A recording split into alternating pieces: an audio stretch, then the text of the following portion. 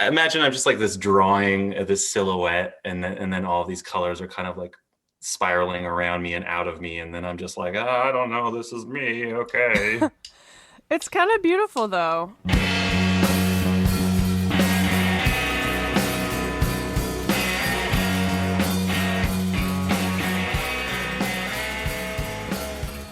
Hello, friends, and welcome back to another episode of Pickles and Vodka, the unfiltered mental health podcast where one awkward person interviews another awkward person about things that people find awkward, and it's just a really beautiful experience. For those who are new here, first of all, welcome. My name is Christina, your host, and before I launch into my interview with today's guest, I need to provide some backstory. So today I'm interviewing Kye Plant of the Feelin Weird podcast. I have been listening to Feelin Weird for so many years now, probably like 3 at least. And what Kye does is just so beautiful and inspiring, and I'd be lying if I said they didn't have kind of an influence on the way I do my podcast. And so talking to them over Zoom was just like meeting a celebrity. We had such a great talk, and yes, we're both really awkward. And so I'll leave it up to you people to decide if that's a good thing or not. But I found Feelin Weird one day when I was searching for bulimia podcasts on Spotify, because one of their earliest episodes is them interviewing their friend about her bulimia. And so I listened to that, and been a huge fan ever since. So I am so excited to welcome Kye onto Pickles and Vodka. They also interviewed me for Feelin Weird. So after you listen to this, you can hop on over to that and listen to the episode with me. I believe it is getting released today. We tried to coordinate like that because we're professionals. So with that said, I want to keep this intro really short because I want to give all the time possible to the interview. But I just kind of wanted to get something off my chest, I guess. I'm feeling really anxious right now as I record this. And it's not just because this is like my 5th attempt because my cats keep making noise. But I feel really anxious, and I don't like that feeling. And so my first impulse is just to like laugh about it or like ignore it. But I feel like I just need to take a deep breath. Sometimes your oxygen just needs more brain. Your oxygen needs more brain. Your brain needs more oxygen. God. I'm going to keep that in so you guys can know what a mess I am. But today I was reading through some old treatment journals. I was in residential treatment for the whole month of January for my eating disorder. And then I was in PHP for the month of February and some of March. So I've been in treatment for a while this year. And one of the things that kept popping up in my notes was control. Every morning we would write down intentions for the day. And more often than not, my intention was to give up control. And I talk about it a lot. Maybe not on this podcast, but definitely in real life. And I was actually just on another podcast called Well, That Fucked Me Up. I guess this is the week for promoting other podcasts. But yeah, it's 2 guys who interview people about crazy shit they've experienced. And it's called Well, That Fucked Me Up. And I was on their podcast and I talked about my religious upbringing and how it affected me and all this stuff. But my cat sometimes goes into the bathroom and just sits on the floor and meows at nothing. I think I have a ghost. But yeah, control. That's one of the things I was talking about on that podcast was how I developed my self-harm. I developed my eating disorder because I was in a situation where I didn't have any control, and that was the only way I could. It's a tale as old as time. I'm not special by any means, but I realized that I might not be stuck in my parents' house anymore. Like, I do have autonomy. I'm an adult. I have control. I can choose whether to leave my room or like to apply for this job over that job or what to eat for dinner. Like, bad example considering. But I still feel wildly out of control the majority of the time. And obviously, like, I'm still dealing with this eating disorder 15 years later. And so just the thought of giving up control is really scary for me. I like to plan everything out and have a say in what happens to me. And I get really frustrated when things happen, like bad luck, that like something doesn't work out for me, or like a person disappoints me. And I always feel like with relationships, oh my God, I really need to give up control in relationships, because when I'm in a relationship, I find I'm constantly trying to better them or like control them, and that sounds really bad. And my exes might not agree with that, but I definitely see it, and it's a big pattern in my life, and that's what I am ruminating on tonight, is just ways that I can let go of control, no matter how small. Like what's an example that I've been doing lately? I've been putting my music on shuffle lately, just going to my liked songs and shuffling them. Because I agonize over music a lot, like what to listen to for every situation. But yeah, I'm putting my phone on shuffle, living on the edge. Sometimes when I'm walking, I'll just like take out my headphones and open myself up to conversation with strangers, which is also scary, especially after COVID. No one really knows how to interact anymore, but sometimes I'll do that. Like just go outside on a walk with no destination. Little things like that sound silly, but the more that I do things like that, the more that I let go of control and realize that not only will nothing bad happen, but like you're opening yourself up to so many good things. It's really beautiful, and it kind of makes me want to let go a little more. So I guess that is my challenge this week for myself, and I would love to hear from you all if you have similar goals or stories. With that said, I am going to jump right into my interview with Kye. Again, this is part of my special Pride Week series where I interview LGBTQ plus guests about how their gender identity intersects with their mental health. And Kye is amazing. You're going to love them. Go listen to Feelin Weird after this and let me know what you think. All right. I hope you all enjoy. Here we go. Like for real this time. Bye. Thank you for doing this. I'm going to say something that has the capacity to make you feel a little awkward. Okay, good. Thanks for the So, warning.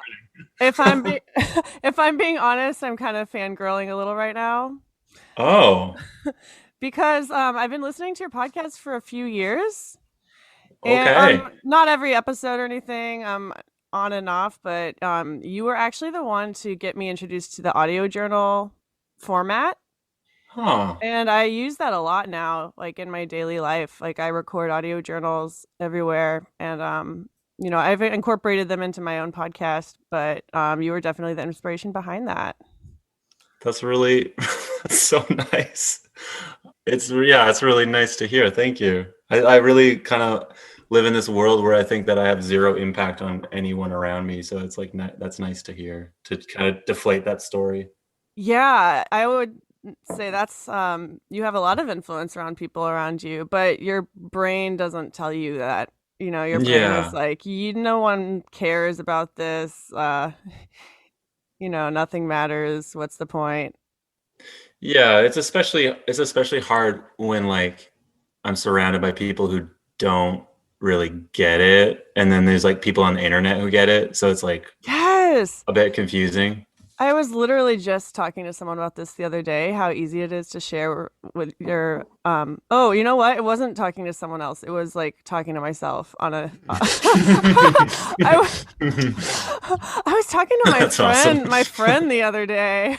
Oh wait, me. It's funny because like literally I think it was an audio journal that I was saying this, how I did not start talking about mental health openly until like 2018, because before that I've been struggling my whole life, but I'd never really shared outside of the internet about it. Oh yeah. Whoa, so you were sharing about it on the internet, but then you weren't talking about it in person?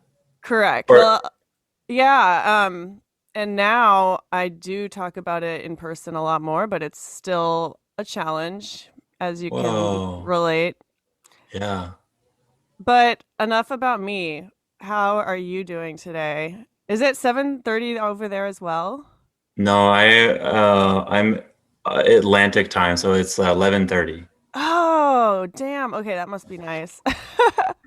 I mean, yeah, when I heard that you were in like Seattle, I was like, oh, well, if I had known that, I definitely wouldn't have picked 11:30. Oh no, I'm the one that provided the time slot. So this is all on Okay. me. This is actually the second interview I've had at this hour, and the last time I was really, really tired and just like stupid and like my guest was like, "You're the one that provided this time slot." I was like, "You're absolutely right." this Oh, I'm sorry. Are you punishing yourself or what is Oh this no, about? I enjoy early morning recordings, especially Oh, okay.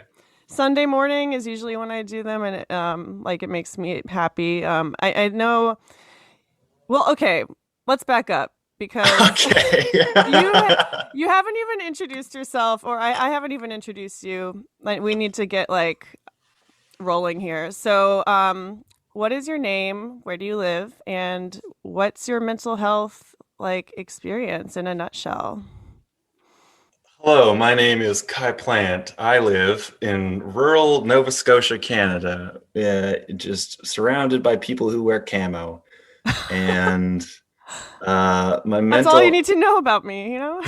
my mental health uh, is like I just imagine my whole body and my brain is kind of just slowly walking through the world, and there's just like this spiral of all of these millions of colors kind of like swirling around inside of like my body and my brain.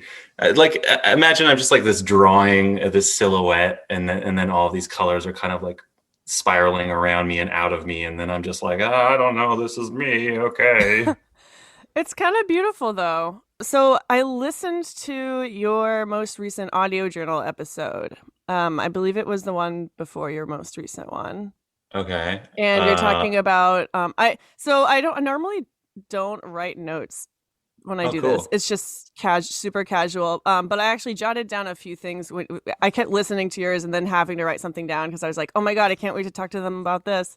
Hmm. And now I'm looking at my notes and half of it doesn't make it sense. So I wrote it in a different language.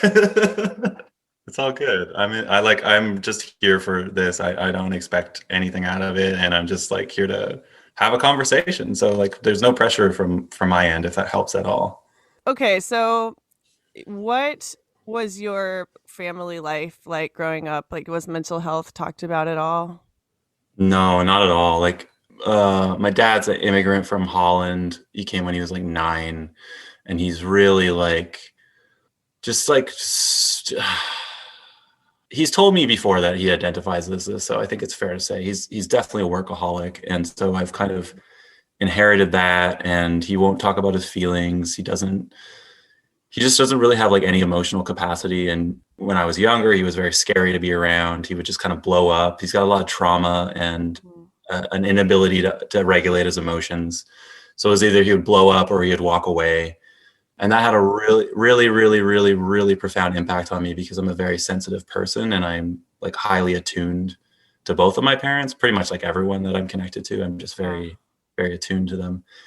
My mom is very kind and very sweet and very supportive, and also, doesn't really understand emotions either. There was never talk of mental health. Like I didn't hear about any of that stuff until I was like in my 20s. I remember my friend like had actually my girlfriend, when I was like in grade 12, she would have panic attacks at school. And because I was doing like everything I could to pretend that I was okay, when I saw her doing that, like having that experience, I just like, I was like running away. I felt so scared of it. So Wow. it's like this strange relationship of me just like suppressing everything within me, and then also like being around people who are struggling and kind of being attracted to those people, and then when they're struggling, me kind of like running away from them.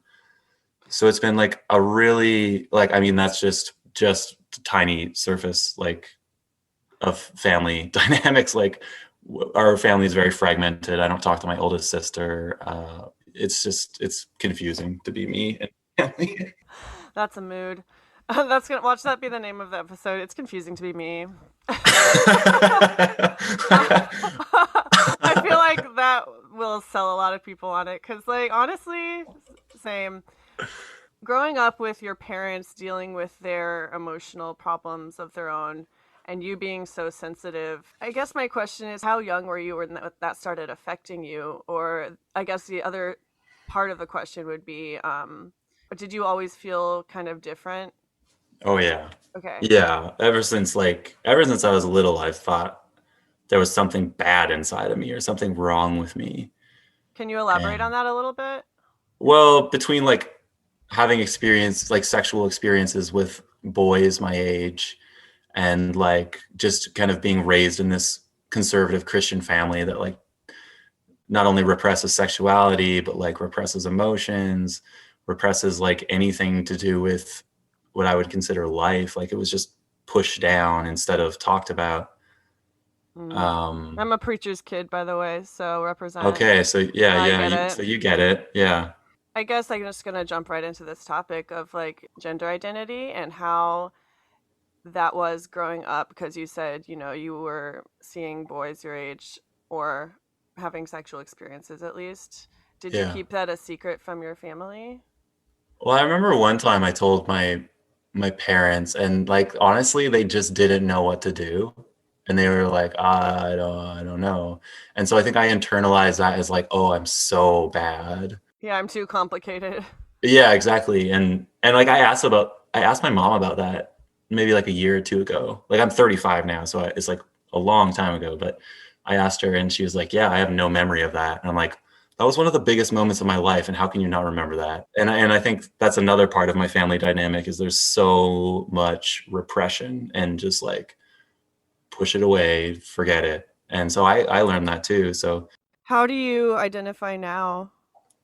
I identify as somewhere between a human and an alien. And I don't know. I know I have really big feelings, and I know I have a body. Most of the time, I don't understand human beings, though. So that's the kind of alien experience. Has your experience podcasting made you feel more or less like an alien? Well, That's a good question. I mean, talking about mental health for so many years and seeing so many different people, do you feel closer or like even further from the human experience? I don't know. Maybe both. Like, at least it's normalized. So there's like a sense of like, oh, okay, I'm not alone, but also kind of more lonely because I want so deeply to talk to everyone about what it's like to be human. And Yes. there's so many people that just want to pretend that everything's okay and not talk about. They just want to talk about the small talk, and like, I don't get it. I was just listening to your episode with Shane and talking Mm-hmm. about how you hate small talk. I haven't finished the episode yet, but I got to that part and I was like, oh my God, yes. I hate it on Yeah, podcasts when they just like fuck around for the first half hour or whatever. It's like, I want to get into the yeah, meat of it. yeah. I do like genuinely like I've never understood small talk. I've like tried so hard. Like I can kind of fake it, but it just like my brain just doesn't.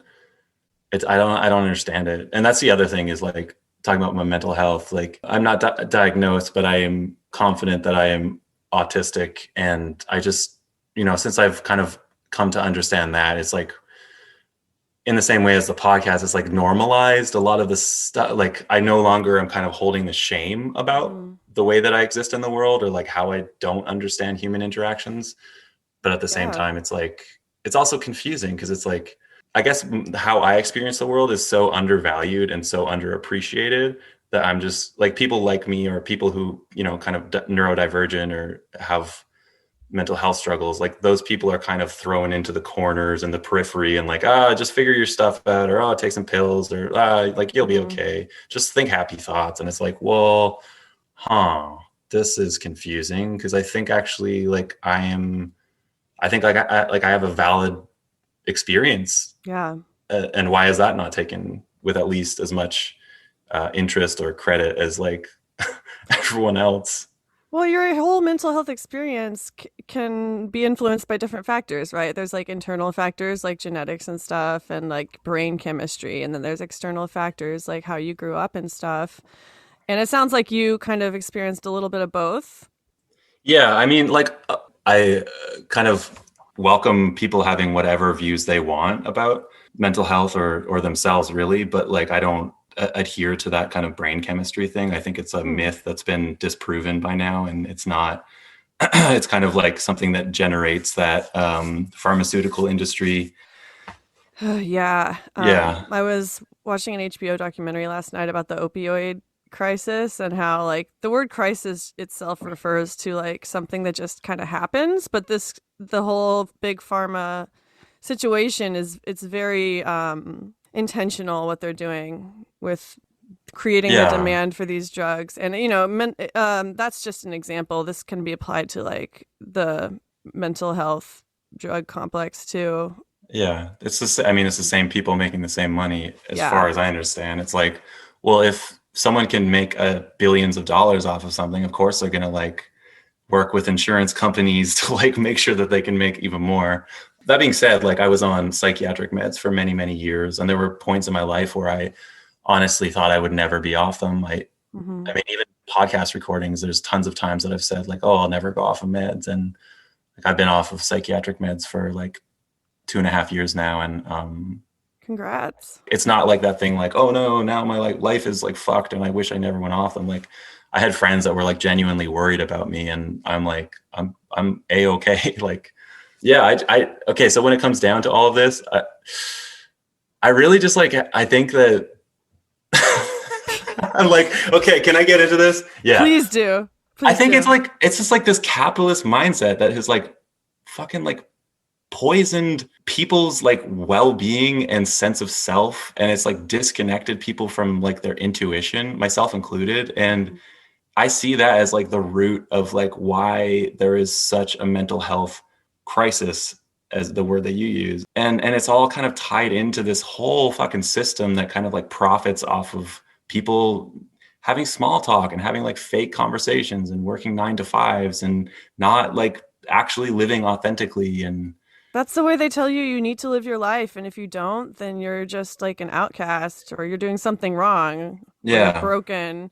But it's not like that at yeah, all. It's kind of like a cheat to life when you figure out you don't have to do that. You don't have to live that way. totally. Yeah. And that's where I'm at right now. I'm going to be 29 this year. I'm a little younger than you, but I feel like I'm just now starting to get that. Right. And it's kind of mind So wait, blowing. so how did you come to that? Honestly, it was so I worked in the service industry for 10 years while I finished my bachelor's and working full time the whole time. And I got my first big girl desk job right before COVID happened. Hmm. And it was in the events industry. So I lost my job pretty soon after that. And I've been unemployed for the bigger part of last year, and it's been really hard. But it Yeah. has given me a glimpse into what people are doing, like how the whole work environment is kind of getting flipped on its head with, the introduction of Zoom and all this stuff.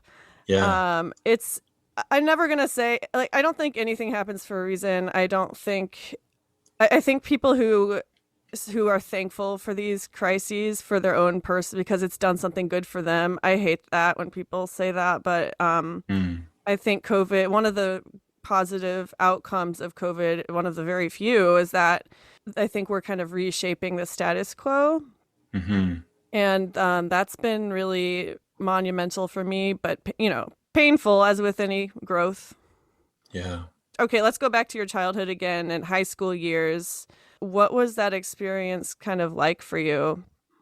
So yeah, so in ninth grade, I like found cannabis, and I like there was like this 2 week period where me and my friend would just like smoke a bunch of pot, and we would do it at school. And then I had this like I still don't. I think it was like some kind of drug induced psychosis. I can't really explain it, but I just know I was like kind of out of my body for the better part of like a year or two. And actually, probably now that I'm thinking about it, it was probably more like cannabis induced like anxiety disorder. Like I was just so anxious around people.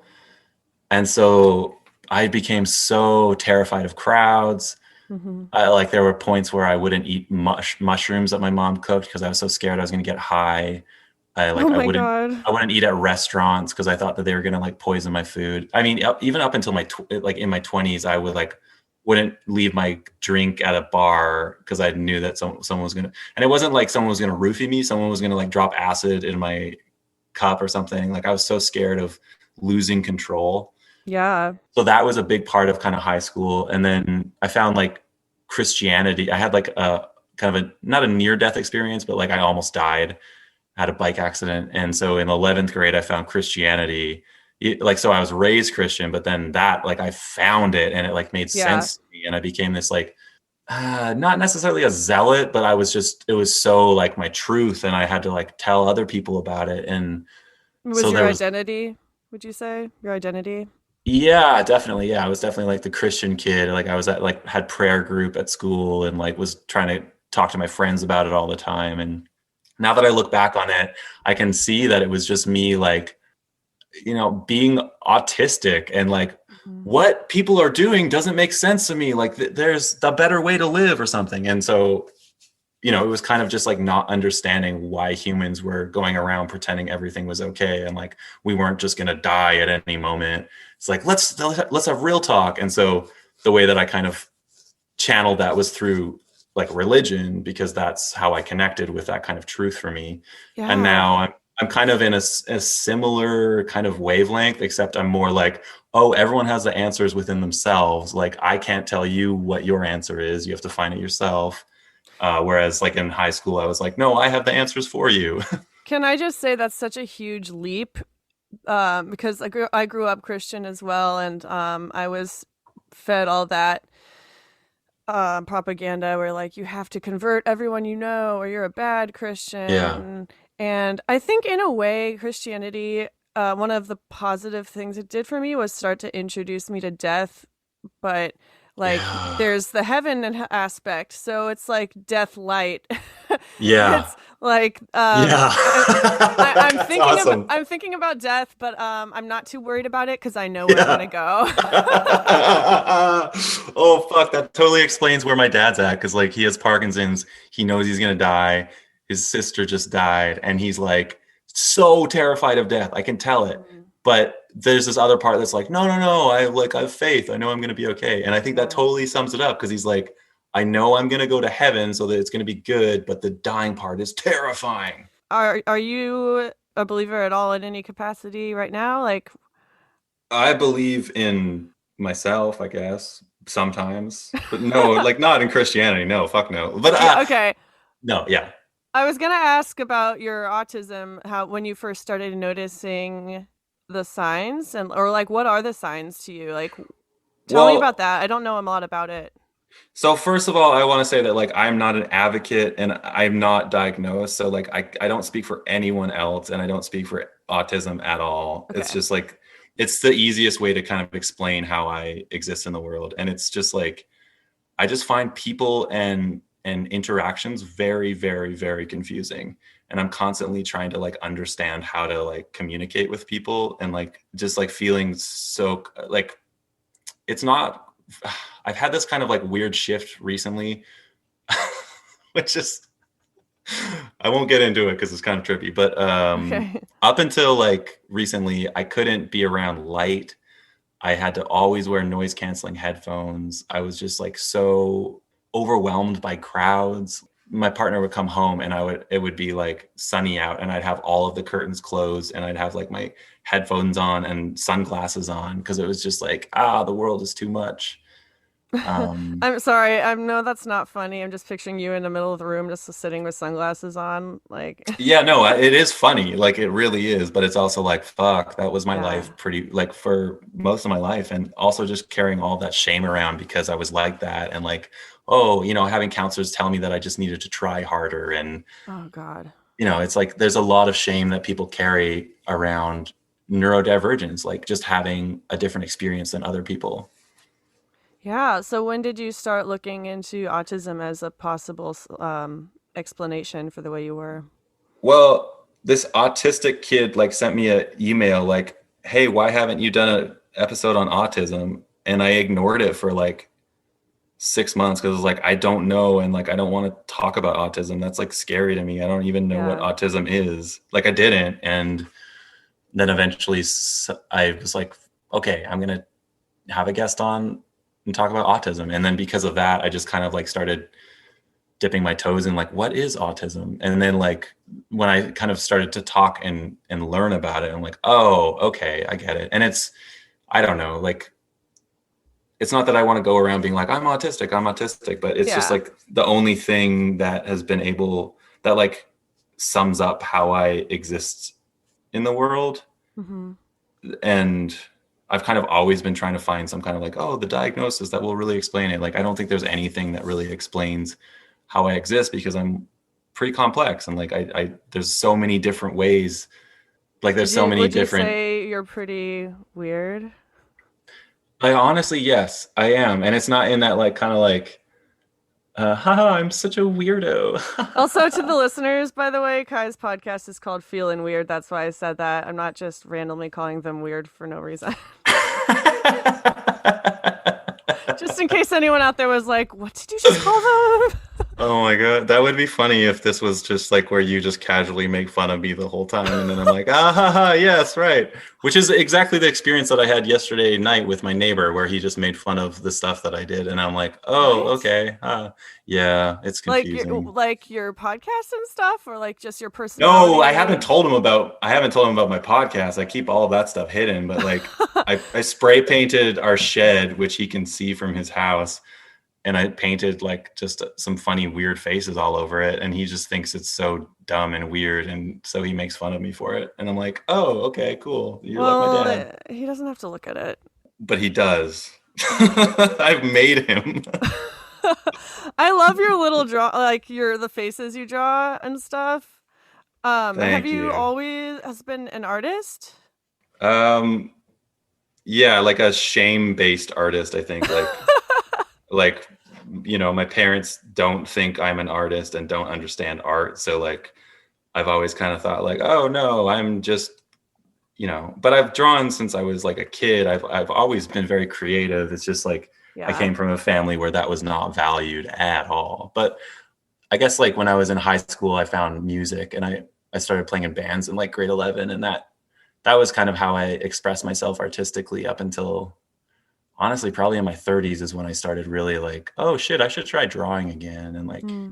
yeah. I didn't mean to laugh at you earlier. It was just shame-based artist just struck a chord with me. Shame-based artist. Yeah, that's the first time I've said that. Does that make sense? It kind of makes sense. I feel Cool. like I'm very drawn to that now. Huh. Do you consider yourself an artist? I do, but again, it took years to get to this point, and I still, in my mind, because we were raised in this capitalistic society that says you don't have any value if you're not generating Yeah. revenue. Yeah. Because I don't make money with my art, or like I haven't much in the past, I feel like it's not valid.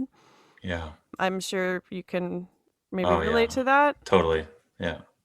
There's a few things I wanted to talk about today. The first was you kind of mentioned it earlier, but your substance abuse. Like, what is your history with that? Because are you sober now from everything, or No. okay? No. It's okay. It's okay. Same. Right. I'm an alcoholic, but I'm not sober from everything. So Oh, okay. no judgment. Cool. That's one thing that I think I knew about you. And then I was like, oh no, is this going to be like weird that I'm not totally sober? Or Oh, I I don't wasn't judge. sure. I hang out with people when they're like, hung out with people in bars and stuff. Like, it doesn't bother me at all. Hmm. I don't, I'm not going to tell anyone else how to live their life. Cool. I just know what's best for me. And right now, that's Yeah. not to drink because I get suicidal when I drink. But like, other people can drink. It's Oh, I fine. feel you. Yeah. Feel you on that. But what's your history of substance abuse? Like, after the weed, and was it high school when you first used it? Yeah. Yeah. So there was like grade 9, and then I stopped for like 2 years. And then I think grade 11, I found weed again. And then actually, I don't like calling it weed. I found cannabis again. And then, Why do you hate calling it weed, by the way? well, okay. So I think that in my what I call a spiritual awakening, which is just like integrating the psychology and the therapy that I've learned with like plant medicines, I guess, Hmm. is I've come to respect plants in a new way, and I don't want to like disrespect. I think calling it weed or calling it like marijuana, it's kind of like, Like pot. yeah, it's like I think it might stem from kind of some racist ideas, and Mm. I think it has the power to like help people. It's definitely helped me in ways when I haven't abused it, and I think that there's like just a kind of going back into that capitalist mentality. It's like, it's so abused. It's so like just commodified, and like, I don't know. I don't align with that. Gentrified. Yeah, so I call it cannabis because I respect it. Like, I think it's a powerful teacher if that's what someone wants out of it, and that's how I approach it. So when did the cannabis turn to something else for you? Yeah, I found I got wasted when I was in, I think, ninth grade. My parents went away for the night, and I went into their alcohol cabinet and I just started drinking. And I got blackout drunk with my friend came over, and I just puked like all night, and she had to put me in bed, and Oh like, God. yeah, so that was the first time I drank. And then I didn't drink again until the summer I graduated I high guess that'll school. do it if you have a bad Yeah. first Oh experience. yeah, like if I smelled tequila even up until like mid 20s, I would barf because it was like, Ugh. now I'm that I'm getting thinking about nauseous it, just thinking about it. yeah, it was traumatizing, and I didn't realize that at the time. But yeah, so I found alcohol at like age 18, and that just changed my whole life because then I could finally like connect with people, and I felt comfortable in my own body, and I could just honestly be me. I didn't like have all of those things telling me how to behave, and how, like, I didn't have that anxiety. And later on I would find like, oh, it actually, like, makes me more depressed, and like, and then I'm just like having these shame hangovers the next like week. And so the drinking got pretty bad, and I got sober, I guess, probably around age 28, and then was sober for like 2.5 years, and was like going to 12 step and all that. And then went back into it, and then got like really into Coke and really into MDMA, and just like had a couple suicide attempts, and then was like, shit, I got to change something. And so kind of the last 3.5 years, I haven't ever called myself sober, but I don't. Yeah, I don't like that term either. Yeah, I'm really aware of like when I'm kind of using something to avoid my feelings, or using something to avoid myself, and I just name it, and I kind of explore it rather than like treat it as like, oh, that's bad, like, oh, I'm an addict, like, oh, because for the last couple months I was using cannabis more than I think I wanted to be, and I think there was a bit of denial about that. And I can actually hold myself with compassion now instead of like judgment, which is That's nice. amazing. Yeah, but I don't drink, and I don't have any interest in drinking because, like, oh It's so toxic. yeah, it really fucked my life up. I keep repeating this topic on the podcast. It's almost like I'm passionate about drugs or something. But like the I had a guest on a couple weeks before yours, and he was talking about cannabis as well and how it can be so helpful for people, but also it can ruin people's lives also. Like any drug, we Yeah, started talking about drug gatekeeping, and because he was asking me like what's the hardest drug you've ever done? And I was like, well, I don't like to use terms like that because any drug can fuck you up. Even something that's yeah, like as harmless as like Benadryl, for instance. Benadryl is yeah, incredibly toxic, by the way. It's very bad for you. right. But would you say your drug use now is kind of like intuitive? Yeah, I mean, I don't even know if I want to call it drug, because I don't. It's another charged word. Yeah, it's so loaded, and yeah, like, Substances? That no, sounds kind of weird too. honestly, I would call it plant medicines, because it's like they're teaching me, they're getting me in touch with like what I'm avoiding. And I think that when I'm abusing them, or when I'm avoiding my feelings using them, then yeah, then maybe they enter into the kind of the drug world. But I think that kind of, going back into this kind of capitalist mindset, it's like it is a mindset. It's like how it's like one way to kind of see the world, and seeing the world kind of where everything is a thing, and everything is like an object. And as opposed to like I've been a gardener ever since I was a teenager, and I think that plants and like the earth has this, for lack of a better word, like wisdom, or this kind of intelligence that humans just can't quite understand. Like, it's not quite logical. I think science might get there someday to try and understand like how intricate and complicated the systems are on this earth. But Yeah. I think that like humans thinking that they understand plants and fungi. Or that we like own everything. Yeah, it's really like, it's one way to see the world. I choose to not really adhere to that. It doesn't feel helpful to me.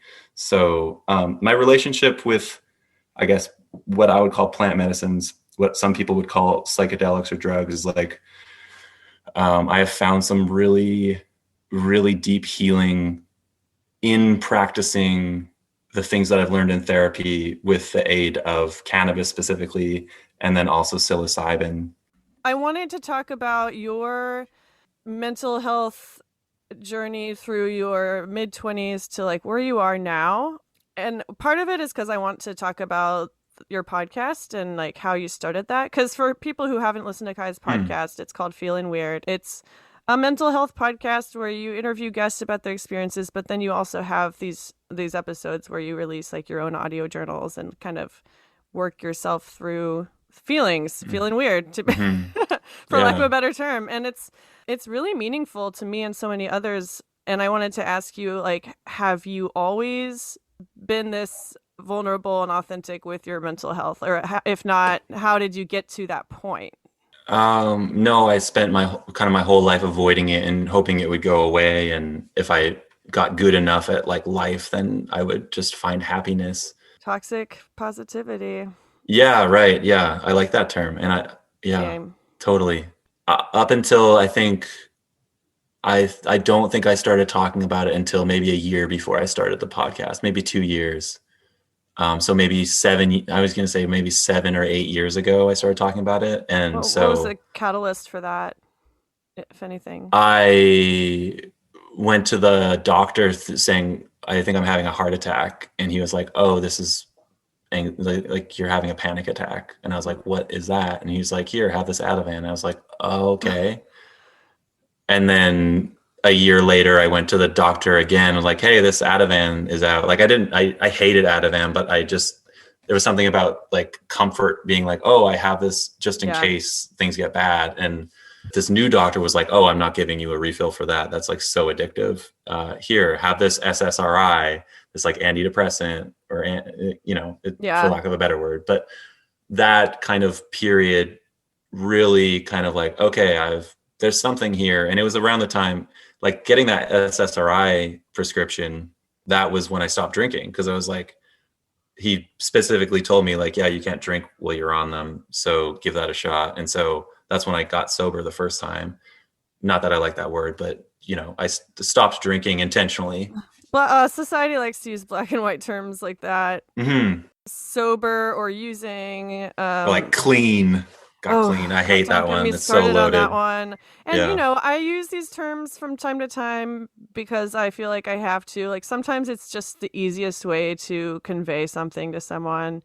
Without getting into what I personally think about it. Like, no, not everyone wants to hear that, but I agree. It's kind of problematic. So what led up to you creating the podcast?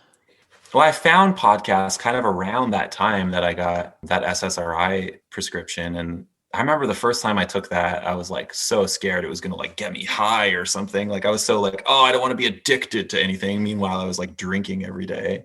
That's not a hard drug though, Kye. So it's fine. Alcohol's fine. Literally one of the most destructive like substances out there. It's literally poison that people are just like putting into their body. It's like, this is fine. I don't know. When I was in high school, I was straight edge for like a couple of years because I was so anti like that getting drunk experience. And I remember having a conversation with my dad as he was drinking wine. We were like at some douchey resort in Mexico because they like love going to resorts. And I was just like, you're drinking poison right now. I remember him being like, you're kind of an asshole. And Dad's like, shut up. I'm on vacation. Let me live. Okay, I would probably be annoyed too. Oh, totally. Like some preachy teenager being like, you're bad. Oh my God, that's so funny. Isn't mental illness funny sometimes? Yeah, I guess when it's not the worst thing ever. Yeah. And I kind of joke a lot. That's kind of the way I deal with my own mental health. And I don't never want to come across as like callous or anything like that. No, I get it. I've spent like the last 7 years laughing at everything, so I understand the defense mechanism. Yeah. Oh yeah. Okay, but sorry, backing up a little bit. You said you started talking about mental health a little more openly a year before you started the podcast? Yeah, like a year or two. Honestly, I don't really remember time. I don't. Yeah. What Yeah. time is a mystery. So, yeah, probably a year or two. But I found podcasts around that time, and so hearing other people talk about it, I would imagine maybe you had some kind of similar experience where like hearing people talking about it so openly was like, "Whoa, this is amazing," and then like, Literally, yes. yeah, yeah. And I think that kind of thing transmits, and I don't know. I mean, my ex girlfriend, I she's never told me this specifically, but I think part of why we broke up, we dated for like 7 years, and I think why we broke up is because I was, for lack of a better term, like I was so messed up, and I was so avoiding how I was struggling. Like I just wouldn't talk about my feelings. I wouldn't talk Mhm. about like what was going on for me. She understood that like a lot of the times I didn't want to be touched, and like I didn't want anyone to be around me, but like I couldn't communicate it very well because like, I grew up in a family where communication was just not taught.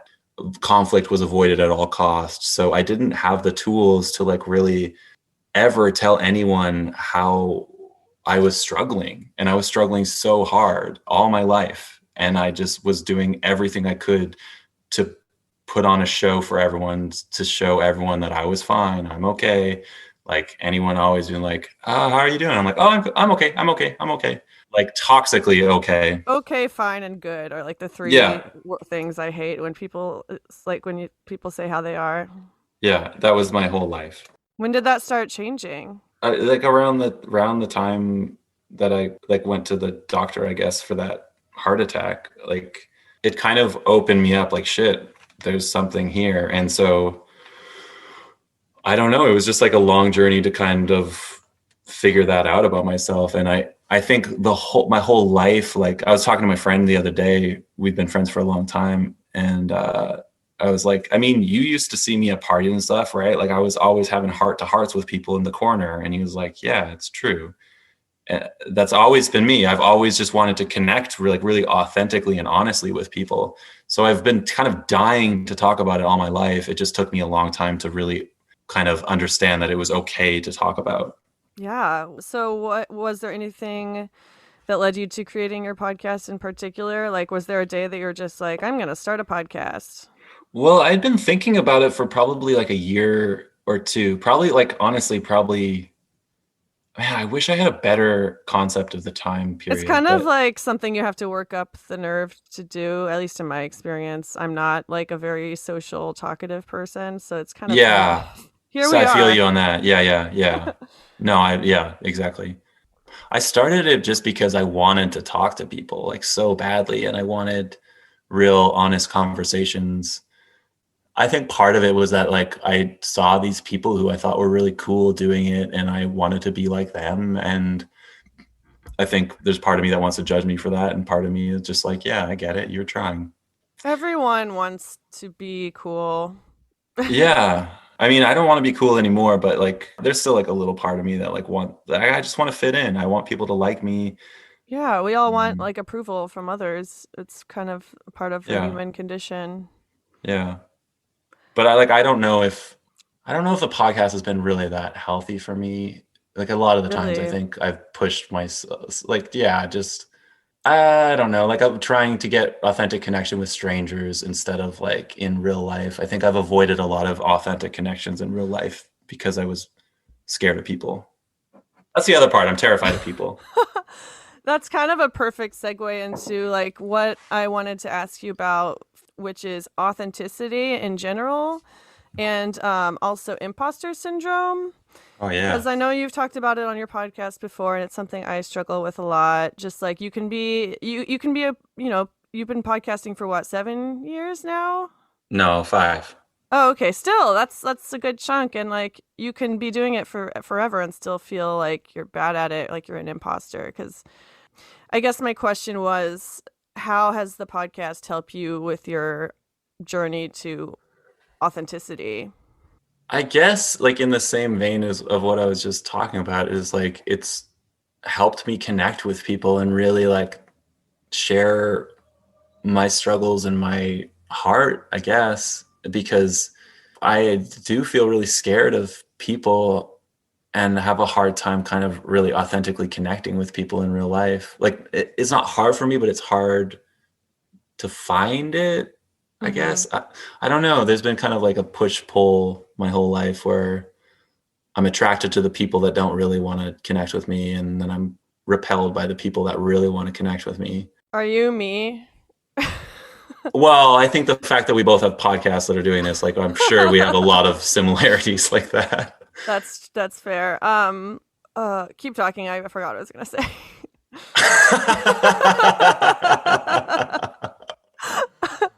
Yeah, I feel you on that. Oh I forget man. what I'm going to say all the Oh, time. It's okay. great. I remember. So, as your podcast grew, you started talking to more and more like people on that platform about mental health. Did you find that any of that crossed over into your real world, quote Oh unquote? God, yeah. Yeah, I've made a lot of friends through the podcast, and a lot of them have been really fucking tumultuous relationships, to Mm, be honest. And like I'm now at the point where like I will avoid people who want to be friends with me who have heard the yeah. podcast because I'm like this just it's not it's like our traumas just fucking collide when they collide. Like it's so beautiful to connect in that way, but when we're there's something about those traumas that just fucking blow up. It's like you know too much. Yeah, yeah, and probably similar kind of like fear of rejection and then rejecting other people. I don't know, but it's like I think I've kind of reinforced a lot of my traumas in kind of connecting with people through the podcast. And so I'm kind of learning how to do that in a more gentle way. Yeah, you were saying you were starting to think the podcast was having like a negative effect on your life. And I can definitely see how relationships built from like based on shared trauma can be damaging. As much as I love the people in my life with trauma, especially the ones who have trauma similar to mine. Well, I think on the last time I was on the dating apps, I literally put in my profile like bonding over shared trauma. But I don't want to say that anymore because like you said that kind of has sometimes catastrophic results. Yeah, sometimes. I mean, for other people, I welcome that they can have different experiences, but that's definitely been my experience. And I've been part of the hurting other people too. It's not just that I've been hurt. When you first started your podcast, did people in your life know about it right away? Like did you kind of broadcast or to keep it on the DL? No, I definitely broadcast it, and like most of my first guests were all my friends. How did that make you feel? I mean, it was great at the time, but like a bunch of them were not friends. Like a bunch of the people that were guests on the podcast like don't talk to me anymore, Mm-hmm. and I don't understand why. Like I don't know. There's something about like I don't know if it's their shame or like I don't fully understand it. I've tried to talk to a few people about it, but it's like people don't want it. I don't really understand it. Yeah. Again, it's like I don't necessarily understand people, but I want to. And that's Mm-hmm. it. That's the other thing is like I just want to so desperately understand other people and like what their experience is, which is why I'm drawn to the podcast because I like that's literally what it is. Yeah. It's like tell me about your life. How do you feel and experience the world? Exactly. What do you think podcasting has taught you over the years that might be a little surprising to yourself? I honestly, I think to just be like authentically me, and that sounds kind of cliche, but it's like true. And like, don't try to be someone else. Don't try to be anybody else. Just like be the fucking weirdo that I am. And yes, there's going to be so many people that don't get it and don't like it. But like for the people that do like it and do get it, it's just like an invitation for them to be themselves too.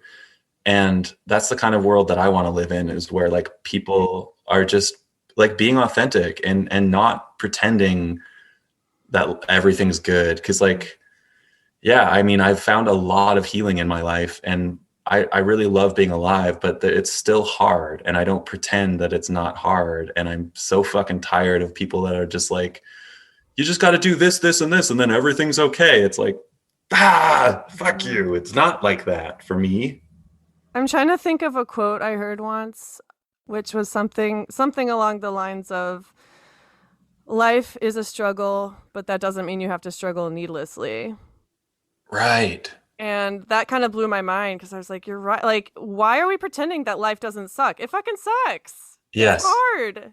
But there's meaning in the struggle, like if I'm understanding that. And for me, the meaning is like connecting with people over it and being like, how has this hurt you? How has this shaped you? And like for me now, it's like crying with people and like learning to grieve and learning to like feel everything in connection is like, oh, it's so beautiful. It's so meaningful. And it's like, thank God that there is that kind of beauty in the pain because it's so Yeah. painful, but it's also so beautiful.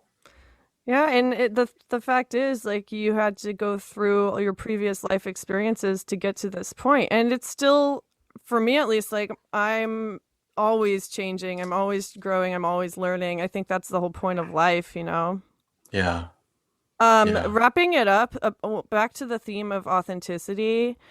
What would you say to someone who has mental health issues, but they feel like they can't talk about it to people? Mm. Because authenticity is something that people always say they want, but it's actually Yeah. really hard to have. It's so hard. Yeah. I mean, Yeah. you're 35, but you're still learning, I can imagine, like how to be more Totally. authentic. And so what kind of Yeah. things have helped you in on the way? The first thing that you said, I really like that where it was like the people who was it that they felt didn't feel safe or they felt scared to like kind of talk about their struggles? Is Yeah. that yeah, I just felt kind of like a little sadness inside of me because I can connect with that part of me too. Like I know what that feels like, at least in my experience. I know how scary it is to even just think about like opening up about something that I've been hiding all of my life. Hmm. I would never, ever, ever in a million years take that for granted as if like, oh, you should just like, oh, just open up. Like that's legitimately a terrifying thing to do if that's what you've been Yeah. spending all of your energy avoiding. Oh, 100%. Yeah. So I would say, if anything, just if at all possible, try to feel like at just a tiny bit of compassion for like where you're at right now, because that's scary and that's where you are. And I think I've said this before on some kind of recordings is that like the first step is to just accept that like, oh, this is where I am. That's really hard. Yeah, it is. It's really hard, but it's not like it's not like the grass is greener on the other side. Like once I get all over this mountain range, then I'm going to love my life. It's like right now is where you are. And Hmm. it's fucking hard. Yeah. And just like give yourself, if you can, I know it's going to be hard, but just give yourself the tiniest bit of compassion for like how hard it is to be you right now. Because it's hard. Oh my God. Yeah. One thing that really helped me in the way I perceive authenticity is just defining the word. Like how would you define authenticity for yourself? I think for me, it's not giving people what they want or what I think they want. It's almost like being more in the improv mind where it's like I'm not overthinking everything. I'm just letting it out. Yes. And like people change all the time. So that means like your definition of authentic is changing all the time. Or like Totally. people Yeah. change all the time, but then they expect themselves to stay in this one personality or whatever for the rest of their Yeah, lives. totally. I love that. But it's true. Like I did that for Yes. years. I mean, with the Christian stuff and other stuff. But I think what you said about just giving yourself compassion to be where you are right now, that's so key to. I almost said authenticity. I like Oh my that. God. But you know what I mean? Oh yeah, I know what you mean exactly. That's great. I think I've actually written that in my journal before and then being like, "Oh, that's weird," but like, yeah, I like that. How many times are you writing in your journal and you're just like, that's weird. Haha. Wait, can you tell me more? I want to know about that because I think I have that all the time. Oh, I mean, again, it's kind of a nod to your podcast name. Yes. Like, do you like kind of make yourself chuckle all the time now when you say the word the word weird? Yeah, I think anytime I hear someone say feeling weird, like, oh, I feel weird, I can't not hear like the theme song or like see the Yes, logo or something now. it's very catchy. Can you plug your podcast and your social media handles for people to find you? Yeah. Unless there's anything else you wanted to say about authenticity first. No, I think I don't know what else to say other than like for me it's just yeah. Anyway. I just like I don't want to tell anyone else what authenticity is because it's like up to you or like, maybe our definitions are different, but yeah. Well, the very definition of authenticity is like being yourself, and so Yeah. when you're trying to be someone else's authentic, you're not being authentic to yourself. Exactly. Yeah. Yeah. Anyway. So historically I've been very, very, very I've had a very hard time plugging the podcast. So I was thinking about this before, like, okay, this time I can do it. I'm really gonna be able to do it. I can maybe do it. Yes. Do it or else. I'm validating that. I'm just imagining we're like on the cliff about to like jump in the water and I'm like terrified and you're like, fucking jump in. And you're like pointing a gun at me. I'm like, oh, okay. Into the water of social media, the roaring ocean that is social media. Into like self-promotion. Oh God, I hate, I just got like chills down my spine when you said that because I fucking hate that word so much. Yeah, I literally did marketing for a living and I just hate myself. I hate marketing myself. I'm so bad at it. But yeah, you kind of have to. And okay. Do so it. Do it. Do it. So I have the podcast called Feelin Weird.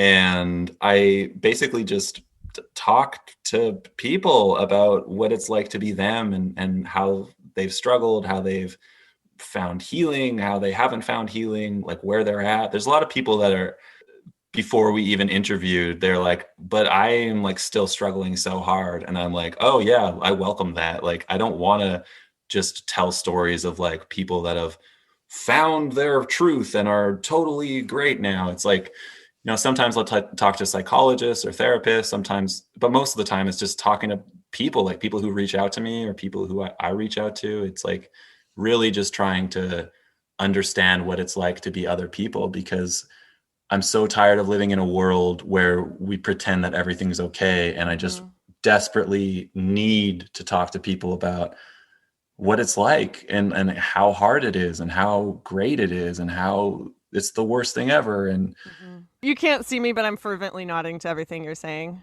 Cool. Okay. I see you now. I guess the other thing is, if you've listened to this and you like don't have this strong like I hate their voice reaction, then I would say listen to, or look for Feelin Weird on wherever you listen to podcasts. But if you have had the experience where you're like, I fucking hate this person's voice, I welcome that. And I don't expect you to ever listen to the podcast. And I just will send you like, I get it. One of those, like a nod, like there's so many people that I can't listen to. And it doesn't mean that I hate them or that they're a bad person, but like, we just don't line up. And it's like, it's cool. Like one of my closest friends sent me like their podcast and I tried to listen to it. And I'm like, I can't do this. Oh my God. That's so awkward. So I welcome but it. It's such a, like, especially I feel like a lot of people have podcasts now, like post 2020 and like, everyone's a podcaster. It's the joke. But So I have a lot of friends with podcasts. Not a lot, but like, some of them I'm just like, I love that you're doing this, but I can't, it's not really relevant to me, or for whatever reason, I don't want to listen. But I feel that. I like how you're trying to market yourself and your first thing you do is like, don't listen to me. If you don't like my voice, just like, no pressure. Wow. Yeah. Also, just to clarify, it's Feelin Weird, not Feeling Weird. Oh yeah, there's no G in Feelin. It's just Feelin Weird. Yeah. At Feelin Weird. You have a website too, right? With like merch and stuff? At Feelin Weird Pod on Instagram. I do sell merch, but I ran out of all my t-shirts and bags. So I think my partner just quit her job and we're gonna spend some time making stuff ourselves. So that'll maybe be for sale someday. I'm trying to figure out how to make money as a fucking weird artist that can't have a day job. I don't know how to do it. I'm just like tired of being poor. Our capitalistic society, I feel like I added 4 extra syllables to that word when I said it. Our capitalistic society doesn't encourage that. Like, Yeah, I mean, same, right? All I want to do, I don't want to be rich or anything. I just don't want to be fucking poor. totally. It's Yeah, so I hard. don't. There's no part of me that wants to be rich at all. Like I just want Yeah. to make it a living wage. Imagine that. I'm Yeah. not cynical at all, as you can tell. Yeah, I have that part of me too. I like that. Is there anything else you wanted to say or share before we say goodbye? Yeah, I just want to talk to that part of myself that just thinks that everyone hates them. Because like you pointed it out, that part of me just came up. Like, oh, if you hate my voice, that's okay. I like you. So I just want to say to that part of me, like, hi, I love you. I see you, and I don't understand why you hate yourself so much. But I also like I'm gonna give you a lot of hugs today because I can tell that you just need some love. You're feeling scared. And oh, I can see that you're like a little kid. You're like a little part of me. Aw, yeah. I love that. Also, is your second podcast going to be called Feeling Scared? It honestly should be because, yeah, that's the part that we haven't necessarily talked about so much is like I just feel scared of so many things. Make it into a t-shirt or something, like Feeling Feeling Scared. scared. What would the picture be on that? Or like what would the illustration be? Oh man. I don't know why my mind is going back to like drugs. Like the first thing I thought of when you said that was drugs, like an alcohol bottle or something. I don't know, because when I'm Oh, scared, that's what I turn to yeah. first. Just like, a cartoon liquor bottle with the X's on it, how they always show it in cartoons. Yeah. I don't know. Oh yeah, you hit home for me there. That's totally it. Like my whole 20s was just like that. Yep. So scared. I have a Yeah. patch that I really love that I haven't put it on any of my jackets because I am a procrastinator, but it's like Oh, me it's too. an overturned liquor bottle and it says all the good times have been had. Oh I yeah. really want to credit the person who made this but I don't remember, honestly. Didn't God make that? Wasn't that one of God's patches that they were selling? We don't talk about God on this podcast. Oh, I'm okay. just kidding. I'm just kidding. I've had a few Christian guests. Like my mom has been on, my sister, like my friend. Actually, I just interviewed a friend who got out of prison, and she is a Christian, and so we talk about that. Wow. Yeah, just to be clear, I'm not Christian, and when I talk about God, I'm mostly just making fun of just how people think about Oh, God. same, Yeah, 100%. I okay. don't want to. Yeah. If there's watch that be the one thing people come away with from this episode, they hate God. They hate their voices. They hate God. Yeah. Wow. Oh my God. Well, now that I'm feeling sufficiently weird, I think that's a good place to leave Wait. off. Can I interject here first? Sure. What's your favorite episode of your podcast? My podcast? Yes. Oh, probably the one where I talked to my brother about, well, lots of things, emotional intelligence and like our childhood experience. But I don't think I've laughed so hard in any other episode. It's called Hot Takes and Emo Clothes. I forget the number. And then Oh, that's awesome. there's another episode I did with a fellow addict. It's the one episode people come up to me and they're like, that was really helpful because we talk a lot about. It was the first time I had really described myself as an addict and like talked about harm reduction on the podcast. And my guest is just like amazing. What is that one called? That one's called The Better Bad Option. Cool. Yeah. What about you? What are your favorites so people can like go check them out? Yeah, I would say that like episode 60, just because I just released an update with that guy, is that this guy Shane Dement, who spent life in prison for killing 2 people and got diagnosed with BPD and ADHD kind of through his journey. That guy is just so mind-blowing to me and so interesting and so complex. And I loved, like I interviewed him when he was in prison, and it's not necessarily my favorite one, but I think it's definitely the most interesting one that I've done. I mean, I'm listening to your second interview with him now. And, Third. Yeah, I just released the third one. oh, third. Okay. Yeah. Yeah, I want to go check out the other two now because I'm like hooked. Like he has such an interesting story and interesting philosophies. Oh yeah, and then I also just found out that like yesterday I found out that he's also like an avid Christian and like super like kind of dogmatic about it. And I'm like, "Oh, okay, this is I didn't know that." But I'm you like, would never know "Whoa." because he doesn't like push it on you Yeah. when you Well, he record does on it. his YouTube channel. Oh. But I don't okay, wait, I don't want to like talk shit about him. I love that he has found that. I'm not talking shit about him. It's so curious to me when people get like that into religion. It's Yeah. interesting to me. Oh, that'll be our next podcast conversation for another day. Hey, do you want to be a guest on Feelin Weird? Hell yeah. Okay, let's make that happen. And Cool. then people can just go listen to that episode. Sounds great. Well, thank you so much, Kai. This was great for me. I laughed a lot. Felt sufficiently weird in on all the right places. No, in all the right ways. Oh God, I don't know. Just ruined the podcast. Oh, that got so weird. Nice. I love it. All right, you have a good day, Kai. You too. Bye. Bye. Hey guys, thanks for listening to this episode of Pickles and Vodka. If you could relate to anything we talked about, you can follow the podcast at Pickles and Vodka Podcast on Instagram, on Facebook by typing in Pickles and Vodka Podcast. You can also email me at picklesandvodkapodcast@gmail.com if you have any stories or if you just want to say hi. Thanks again for listening, and I hope you guys have a wonderful week. Stay safe.